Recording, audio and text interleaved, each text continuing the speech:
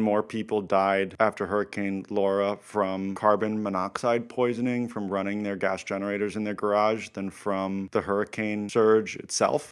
We're playing whack-a-mole with disasters these days, and we're not using the right tools. Internal combustion engine is still the only tool in most responders' toolkits, and that's insane in 2024. Oftentimes, there's such a white horse mentality in aid where it's like, we have this thing, we fundraised for it, we're going to get in our truck and go down and like do the thing, take a bunch of photos and put them on Instagram, and then leave. I'm really excited to see more critical thinking in how, why, and who is responding. The tech doesn't really matter if you don't have the right people using it.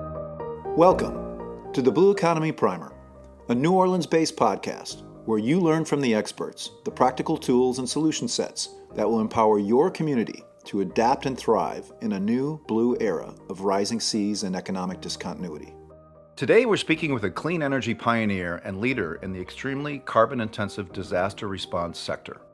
Will's organization, Footprint Project, has gained national recognition for its grassroots work helping communities not only restore critical power supplies with renewable energy generator sets, but providing the training and know-how to transform normally marginalized groups and communities into resilient, well-prepared, clean energy pioneers. Will, thank you so much for joining us in the Blue Economy Primer. Can you please introduce yourself to our audience? Thanks for having me. Yeah, my name is Will Heegaard. I work as the operations director at Footprint Project. I previously worked as a paramedic after college and then got into international humanitarian response with International Medical Corps, a large international aid group. In 2015 and 2016, I was in West Africa during the Ebola outbreak, and that's when we started thinking about Footprint and how to improve operational sustainability in humanitarian response and recovery contexts. Wow, Ebola outbreak, that must have been incredible. I was very lucky to be able to participate in that response. I was young. Who was that with? It was with a international organization called International Medical Corps.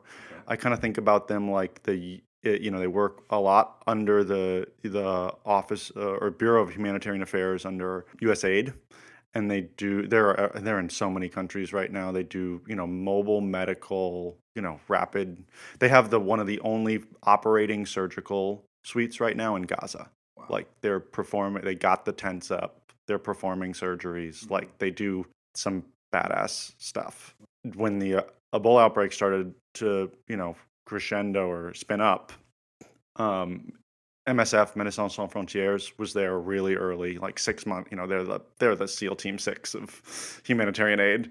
And IMC, International Medical Corps, was there, kind of 6 months after, because MSF was like, this is, bodies are in the street. We need international help. Like, we can't do this one alone.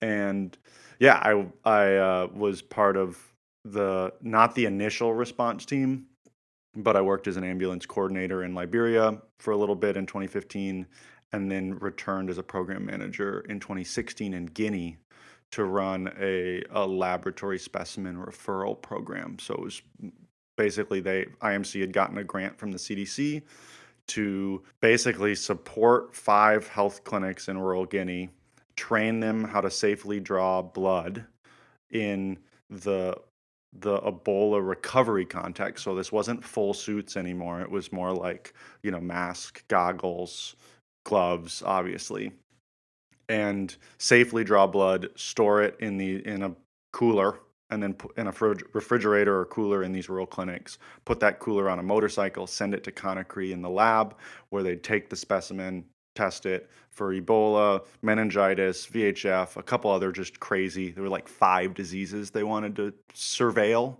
to try to monitor, like, is this thing actually done, or is it, still just creeping around in the, jungles out there? And then we'd text the response, the results back to the lab or to the remote clinic so they could let that patient know. And the part of that entire program was, the challenge was how to keep the fridges running in 5 remote region, 5 really, really remote, poor places in remote Guinea. And the grant had budgeted, because the folks in DC had been typing away the grant, like, we need 350 grand to do this project for a year, and they'd put in 5 generators, fuel for 12 months, 5 new fridges, just all the equipment that they would need to do it. And I came in, they'd gotten the money already, and they had hired me to kind of, like, this is often how humanitarian aid works. They, like, get the money and they're like, now we hire someone quick and then we run as fast as we can. And so I showed up and I was like, wow, this is hard in general, and by far the most responsibility I'd ever had in a disaster program, much less a job. I was like 25, 26 or something. And I was like, shit, delivering fuel or reimbursing. The original plan was we were going to reimburse the local lab for the fuel that they would buy to fill the generator that we would buy them to power the fridge that we would buy them, and then hope that fridge would stay running long enough to keep the blood samples cold enough to put them in the motorcycle to get them to the lab. You know what I mean? Like, it was in a country where corruption and poverty are just brutal. So I had heard about solar refrigeration, and I asked the logistics guy, our logistics team in Conakry, like, are these solar fridge things, like, even available? Could they work? Like, what are they 4 months out? Are they, like, what's the deal?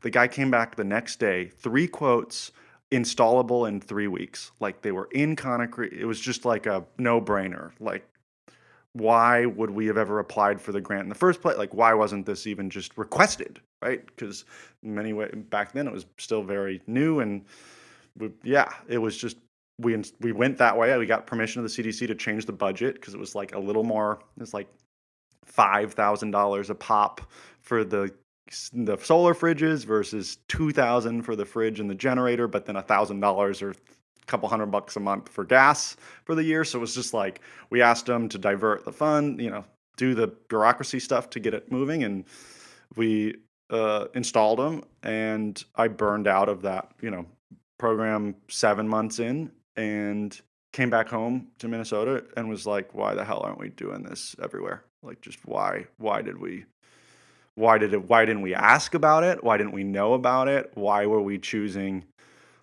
making it harder ourselves when this tech exists? And this was like lead acid batteries and a single solar panel and a DC fridge, right? This is not complicated mobile mic, this is not fancy stuff.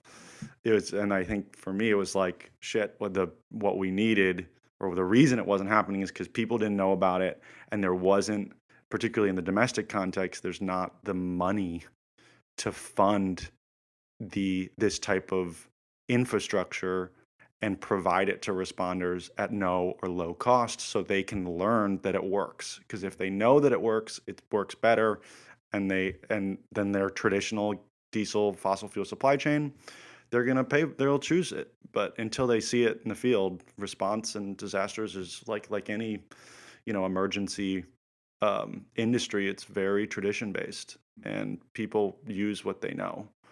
And so that's kind of where we were like, where Footprint Project started. And we had been working on, we applied to a hackathon right after that experience in Guinea. And I was at a conference and pitched the idea of trying to build a carbon calculator for humanitarian aid.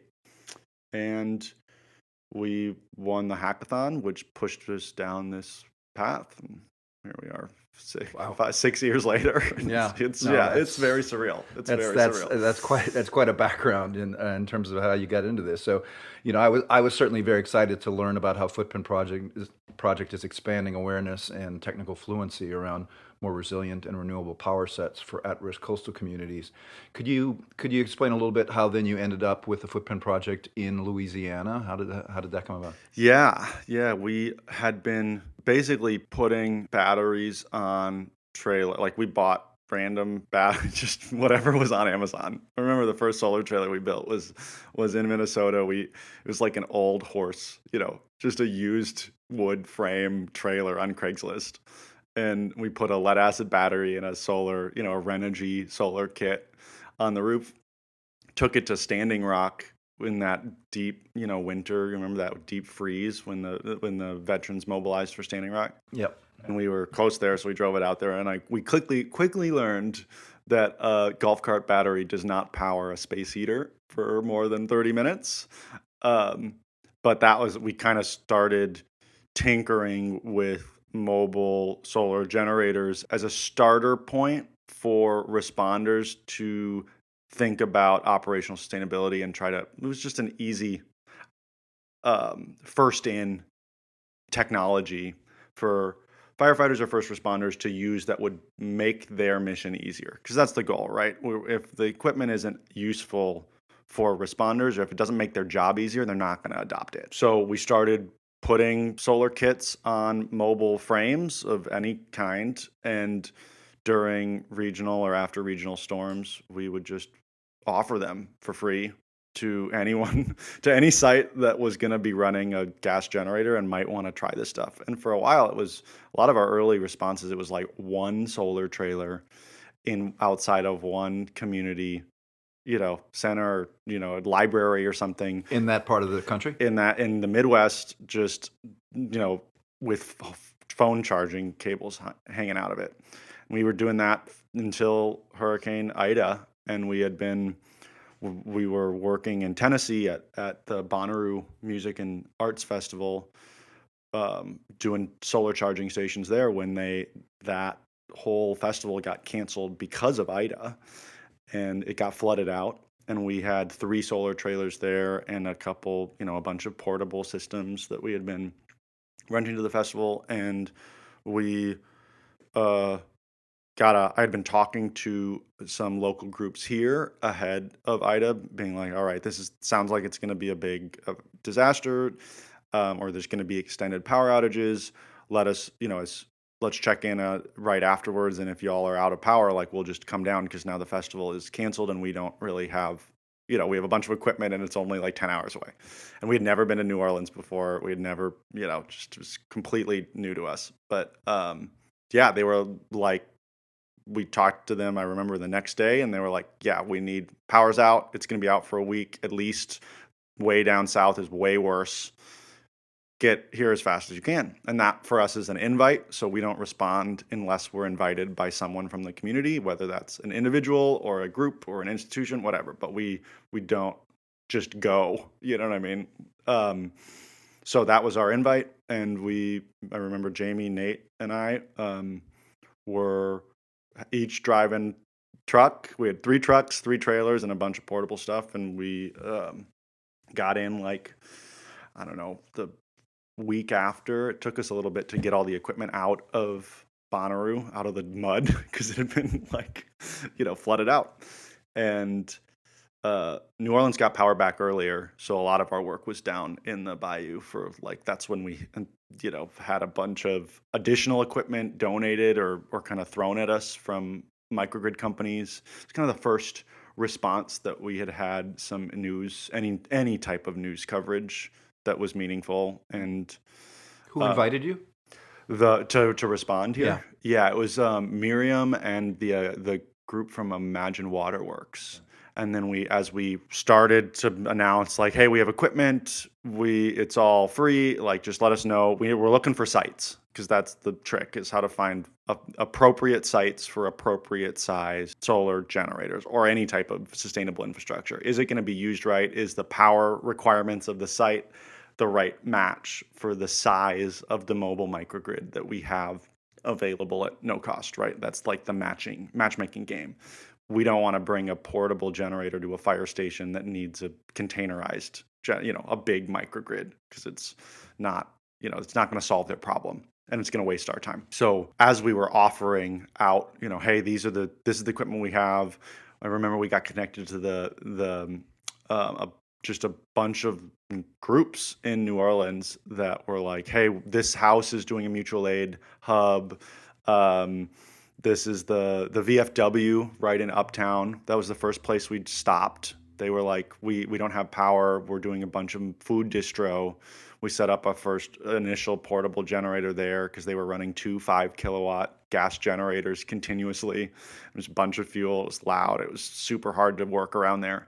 Um, they were like, you could sleep in our basement if we needed to, but there was someone else who had offered a house. Like, it was just kind of just blossom. You know what I mean? It just kind Yeah, of it's amazing. It's amazing how the community comes together. yeah, and these disaster response missions, particularly when you are lucky, when you do the prep work and have the local community buy-in and you're following their lead and doing, we don't do anything. We just provide back of house infrastructure services, right, for groups that are doing the direct service work, whether that's giving out the food, running the mobile medical clinic, running, the community aid hub, processing the FEMA paperwork, like that. All those people that are actually serving the affected population, we are not front of house. We are back of house. What do we need? What do the people serving the affected population need to do their jobs better? And it's usually power, water, shelter, comms. And if we can get that equipment in, power being the kind of cornerstone, we can really change how they operate, and that has a ripple effect for the entire community. Obviously, you're leading with the power, and the refrigeration is a key part of that. So, do you get into water purification and other ththings, or how does that expand? Yeah, well, we've started to, and I mean, we're young. We're 6 years old. We're barely. Try to remind myself that we're barely if we are out of the nonprofit startup valley of death, we're barely out of it. Like, right. We're still very hand to mouth. We want to explore how to integrate all these things. And I think there's a huge potential for how mobile, cleaner energy systems can basically connect or power or arrive in caches or units that include water purification or atmospheric water generation, refrigeration or highly efficient cooling, sustainable shelters, structures, whether that's old shipping containers or like repurposed. We're using some billboards from that are coming down off of the giant plastic billboards as tarps for some of our equipment, and so we're getting into that, but for up until pretty much last year, we were doing almost exclusively cleaner energy solutions, so mobile solar microgrids to offset the 2 to 10 kilowatt gas generator, which is most of what powers the end, like the last mile point of services at many of the community aid hubs that get popped up after disasters. That's not going to support the hospital, right? But the field clinic outside the hospital, the church, the small church in Dulac, like those end of line places right in the affected area are usually running cell phones and laptops and a mini fridge or a couple fridges, maybe a fan off of a portable gas generator. And if we can offer them a cleaner option that saves them fuel, prevents their few people that are just already exhausted from having to drive 3 hours to Mississippi to get gas and staying in line for another 3 hours and then pay $300 of the little money that they've raised on their GoFundMe to get back, if you can take that out of the equation, it completely adds a whole nother, like, it's a force multiplier for the groups doing the real work. So no, it's kind of incredible. our goal. And that last mile there, it's really something that people don't think about, they don't hear about. It's not really a big news story, anything like that. So, you said you've been at this for about 6 years. So what have been some of the most noteworthy experiences or memorable moments that you've had that really shaped where the Footprint Project is going now? Yeah. Oh man, that's a great question. I mean, I think we learn with every response and every training event that we do. because when the lights are out, we mobilize everything that we can find, and then when the lights are back on, we train as fast, train as many people as we can to try to figure out, how to operate a solar generator, how to build one if they, on a budget, that type of stuff.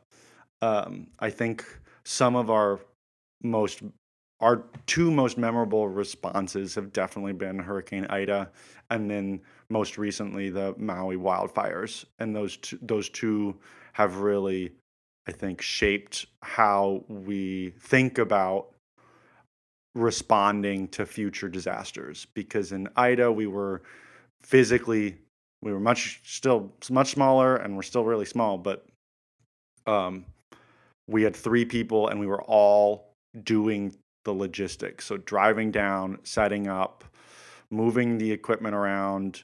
We had some folks fly in and help, which was awesome, but it was very it was very just us, out in boots in southern Louisiana for days, setting up batteries and solar panels and then taking them down as soon as the site got power.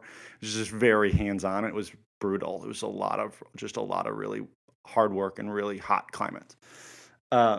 In Maui, we didn't have any equipment there, and we had gotten a bunch of requests starting to trickle in through social media, and we asked the local microgrid industry, "Hey, do you guys have batteries in your, do you have what do you got in your warehouse?" And they, because of a couple key donations, I remember Sunrun, the 2 days after the wildfire, we were talking about what we needed, and we were like, everything that we could ship from the continental U.S. is going to take 2 to 3 weeks.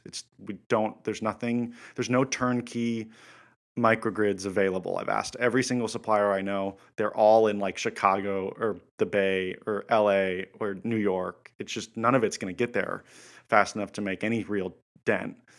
And the Sunrun was like, what if we donate 10 Tesla Powerwalls?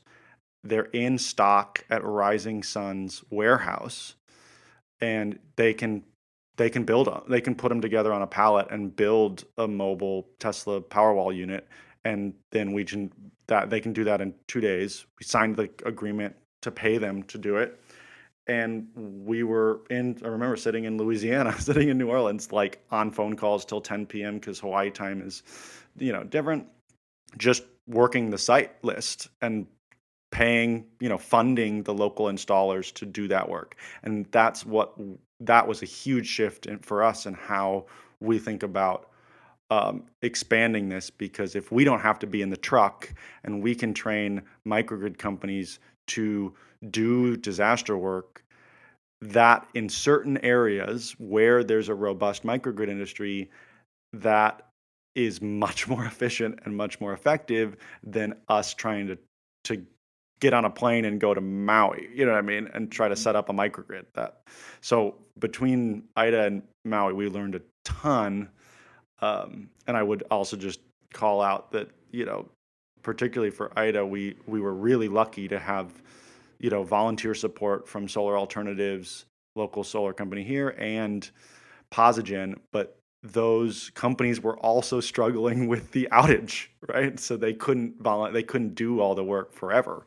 So I think we're trying to figure out, how do we funnel enough money to support the local sustainable technology companies, whether that's microgrids, whether that's water, whether that's shelter.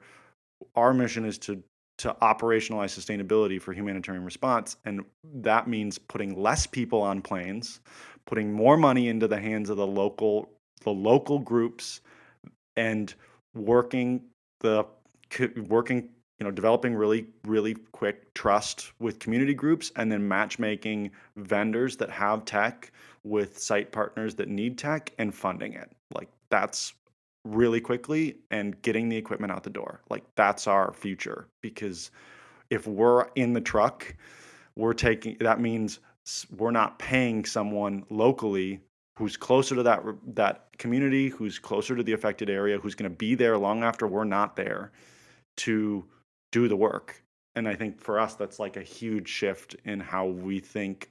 And I think a lot of humanitarian response agencies, whether they're nonprofits, government, whatever, we have a lot of learning to do in how to localize the response and focus, like how to be more trusting of the groups that are already there and will be there to do the work, because they're not, we can fly in and fly out and get the photos and, drum up the support and share the stories. But those people, the people in Maui now, the people, in Dulac, Louisiana now, they're still there, and they're not, they're still either rebuilding or preparing for the next hurricane.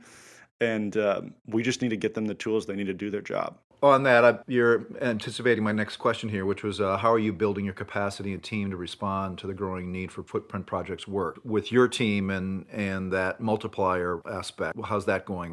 How are you handling that? Well, I'm getting a lot more honest with asking for money.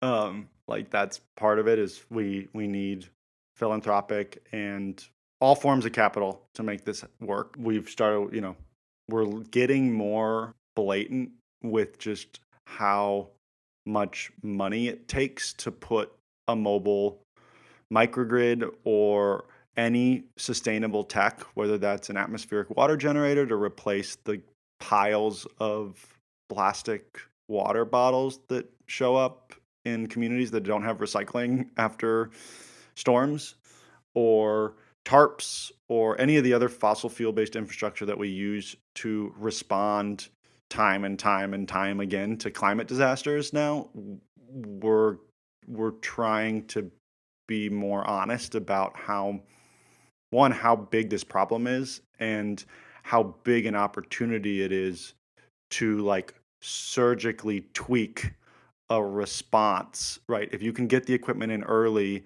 because of really thoughtful either philanthropists or investors or whoever, but if that equipment is on standby and you can get it to the right spots, it completely changes the conversation for recovery and rebuild, right? Like you look at Maui and they're talking about rebuilding Lahaina as a complete solar, you microgrid, like all the houses, everything, right? Like, and our equipment is still being used for 10 different sites for the rebuild, and those sites aren't going to get power.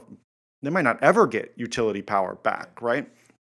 So I don't know. I think we're trying to tell better our stories more clearly and trying to capture better data on like what it means to offset X, a 2 to 5 kilowatt generator for 6 months in a recovery context, because we know what it would do for the fuel that's burned, but we don't know how much fuel they would burn to get the fuel, or how much time that it would take to get the fuel, like all those knock-on costs. What's the air pollution reduction of it? What's the decibel, just a site that doesn't have generators running, that's, if you have a line of 100 people waiting to get aid and they've been through the worst thing in their lives, what does it do to your psychosocial care if you're running a 40 kilowatt diesel generator 20 feet or 30 feet from them and you're trying to give them, counseling, right? Like, so we're trying to get better at like, all right, there's a whole picture of this here and it takes resources to do, but the investment in our minds has a layered ROI, return on investment, that goes from impact to potentially semi-profitable if you can think long-term enough. And if you can look past the initial, go, response, like we're playing whack-a-mole with disasters these days, and we're not using the right tools. Like we're still using a hammer from from the internal combustion engine is still the only tool in most responders' toolkits, and that's insane in 2024. Like it just particularly in the run up to hurricane season, it makes no sense.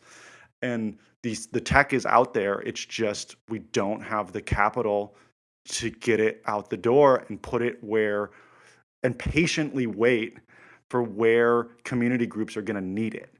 And So we're building our team. We were 3 people 2 years ago. Now we're 7.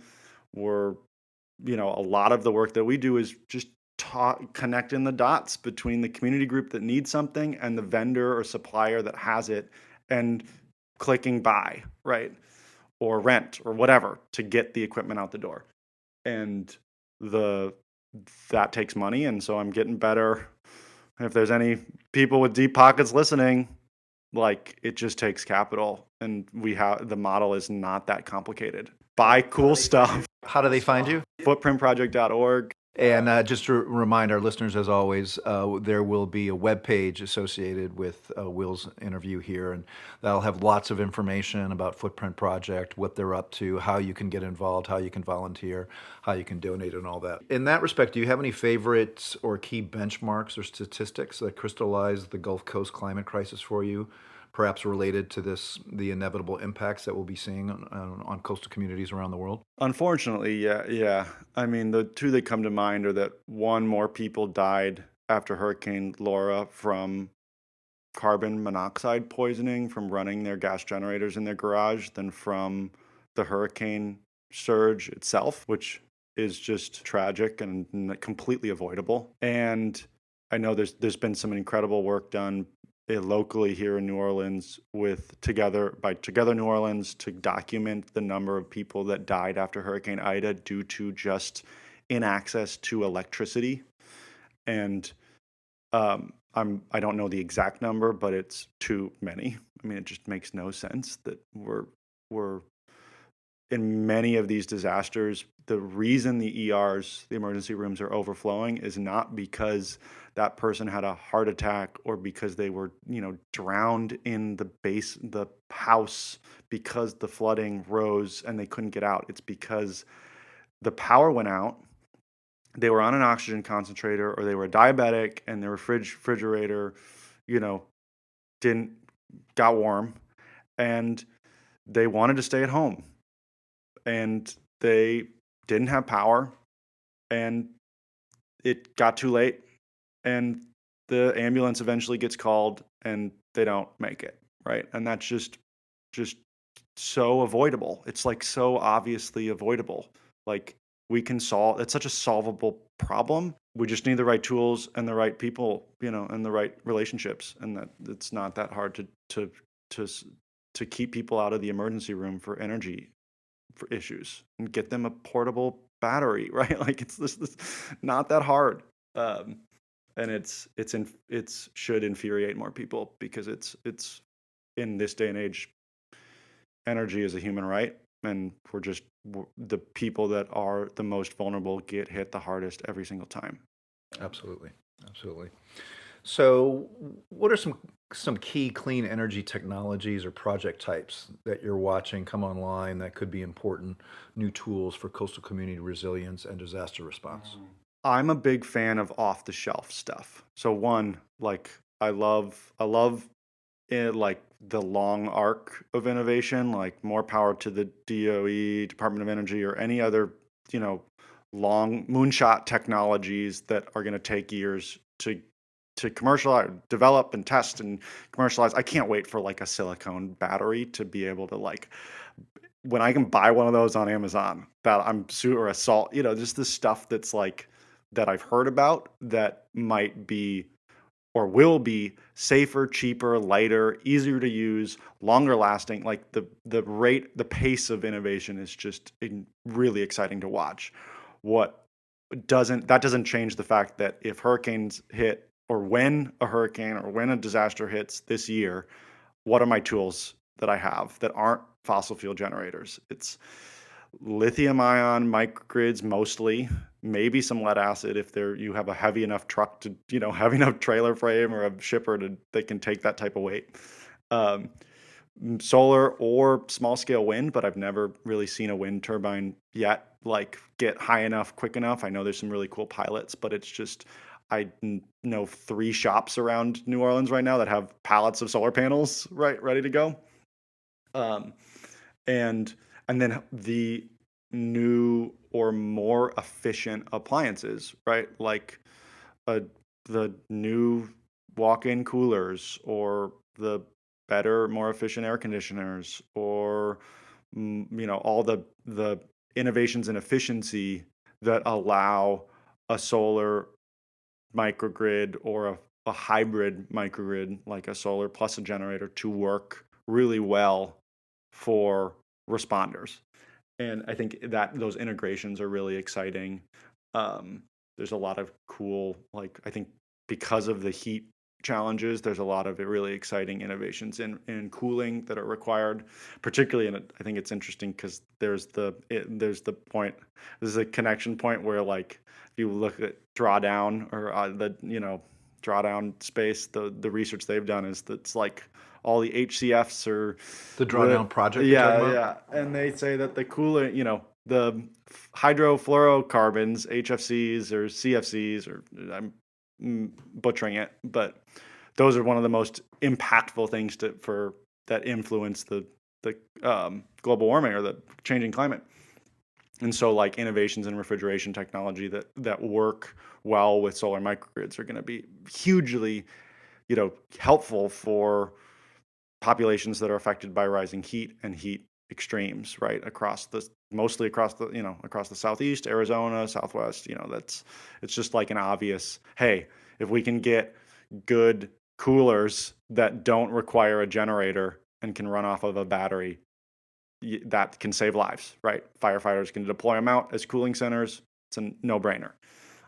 So, like, those types of integrations, I think I'm really excited about from a tech side. And then I think the more important work that we often forget is that the tech doesn't all really matter if you don't have the right people using it. Like, the number of times I've been to disasters where they have, shipping containers of either RVs or shelters or bottled water or food, and they've just dropped it in a place and no one's there. No one's using it. They're running gas. I remember this after Hurricane Ian in Florida, or Adalia last year. There's just huge camps of, looks like a festival if no one came up to the festival, because everybody wants to stay in their house and build, go back to their life, right? So I think the innovations or the work that needs to be done to match tech to the community, the people that are going to actually use it. So we're not shipping 40 truckloads of supplies from Kentucky to outside of Tampa to build an aid camp that no one uses. Like, that shouldn't happen, right? And, like, that takes not just new tech, but it takes new models of delivery and understanding who should get to decide or who should be at the table when we're figuring out how to get aid in. And it really comes from listening to the people that are on the ground. Like, you just get them to the table. Like, don't make those decisions on your own. And that's, like, so simple. It's just not that hard. But oftentimes there's such a white horse mentality in aid where it's like, we have this thing, we fundraised for it, we're going to get in our truck and go down and, like, do the thing, take a bunch of photos and put them on Instagram and then leave. And that's just, I think I'm really excited to see more critical thinking in how, why, and who is responding, and why it might not be the best idea to send 30 old white men from Minnesota to go down to southern Louisiana during Ida, and maybe they should just spend that travel money on paying the people down there what they need to recover. You know what I mean? Like, that work is as important, if not more important, than matchmaking the right air conditioner with the right battery microgrid. Like, that's cool and it's fun to talk about, but the real challenge is convincing the disaster response industry to stop doing dumb things and start doing response the way it needs to reflect what we need in the 21st century. Like, we just need to completely, like, we got to rethink this whole thing. You know what I mean? Like a couple of our other guests, it was fun to learn that we have a Burning Man connection in common, and I certainly see some parallels between the work that the Footprint Project is doing and Burners Without Borders. Is there any connection there? Or certainly your origin story in terms of IDA is very similar, but is there any ongoing connection with the work that they're doing? Yeah, I mean, we're definitely cheering each other on. We've yet to find like a really strong alignment in terms of like, hey, this is what we can do together, where we can both be like, we responded, we did this one thing outside of the actual event. We've learned a lot from participating in that event earlier in Footprint's development. I'll just tell one quick story about in 2018. This is right after I came back from West Africa. We were tinkering, built that green, this wood horse trailer with a solar kit. The first place outside of Standing Rock that we took it was Burning Man. We tested that living out of that thing. And I was still working at Rampart, the mobile, the medical field hospital that they set up in Nevada for the Burning Man event. And another fun fact, that field hospital becomes the third busiest ER in the country for the week of the event. The same shipping container, field hospital. It's like a massive 52-foot, 53-foot RV with bump outs that bump out on either side to create this 40-foot by 40-foot clinic, right? Where they intubate people and prep them before they get on the helicopter to Vegas or Reno. That piece of infrastructure, that mobile clinic, is also a standby asset for FEMA.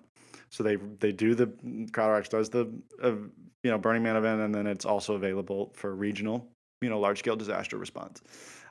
So I love that idea because these events have so much to offer the response community in learning and testing and simulating energy infrastructure or sustainable infrastructure in general, along with the operation, like how to set it up, how you would deploy it, how people would use it. Like, there's such a synergy between putting 70,000 or 80,000 people in a remote context for 2 weeks and figuring out how to live without the grid and without the traditional infrastructure that we have and we rely on day to day.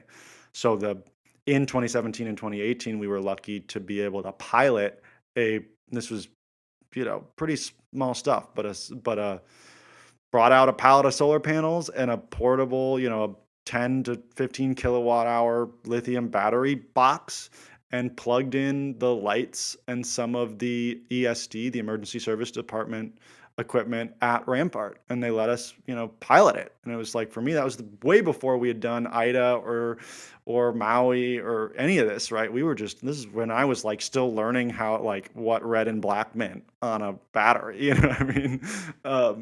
And the kind of, I think, the ability or the flexibility that org has to allow people to iterate in the city they create. They've built a really special engine for innovation. I think Burners Without Borders is a great vehicle to start the conversation. What about World Kitchen? Have you had any contact with them? World Central Kitchen, yeah. They bought 2 shipping containers for us after a year after Hurricane Maria, that we used to store a donation of 53 pallets of solar panels from Sonova. And we used them because we didn't have any other storage space. And we used them for storage. Then we distributed those panels to a bunch of the farmers in their Plow to Plate program in Puerto Rico. They're an incredible org, particularly with a lot of the larger, well-funded, well-renowned, very well-known, forward-thinking institutional aid, response groups. We're really trying to figure out, all right, when are we subsidizing you and when are you subsidizing us? When should the groups be paying for something and when should they be getting it for free, and who should be paying and who should be getting it for free? And we take that really seriously, and we just don't have we don't have the deep enough pocket donors to be like, yeah, spend $5 million on mobile microgrids and atmospheric water generators and put them in a field and wait. It's totally doable. It's really not even that much money for the broader aid space. That's why I think Footprint is an interesting thing to work on, because it takes a group to take the risk. We're the group that sits in the middle and says, let's buy some really expensive stuff, make it work, and then share the lessons. Whether they're hey, this site drained the battery 4 times and ended up using a generator, or hey, we sized it, we got it right this time, and look at all the knock-on good things that happened because this group was able to turn off their generator for 6 months and serve hundreds of people with community coolers that are quiet, safer, and no cost. Great. Well, is there anything else that we haven't had a chance to touch on that you want to make sure you share with our audience or tell us about?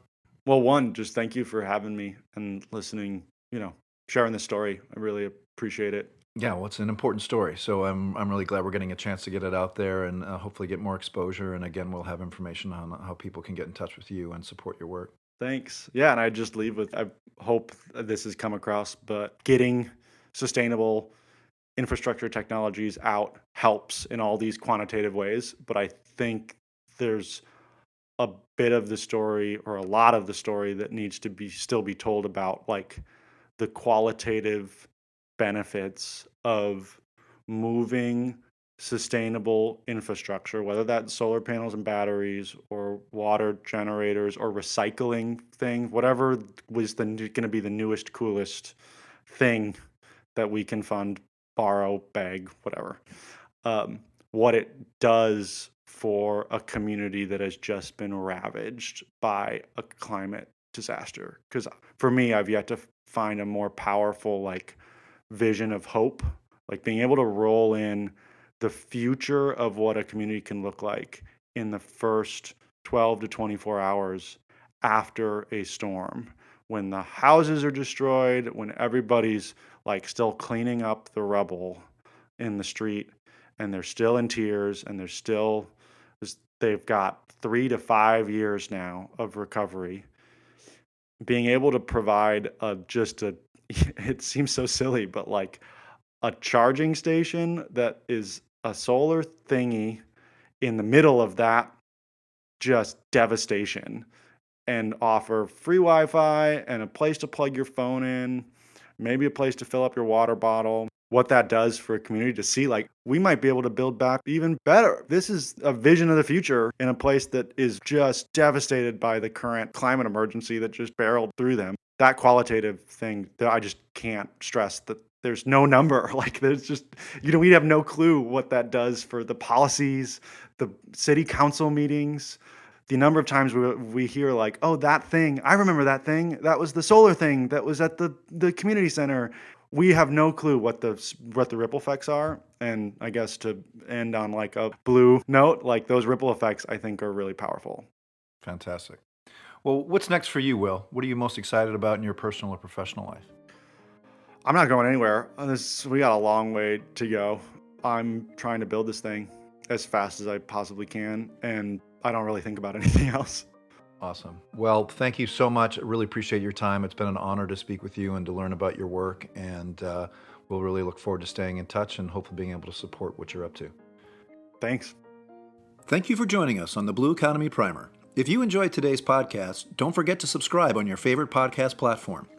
Please help us spread the word, and be sure to visit our website at www.deepblue.academy, where you can find all of our available episodes, access important links and supporting information for each episode, send us your comments and/or suggestions for potential guests and topics, get more information about our community engagement initiatives, and join our mailing list, as well as make a much appreciated tax-deductible donation to support our nonprofit education and research mission. Thanks again to the Dan Lucas Memorial Foundation and the Pontchartrain Conservancy for their critical financial and institutional support. Until next time, when we meet again on the ever-expanding horizon of the blue economy.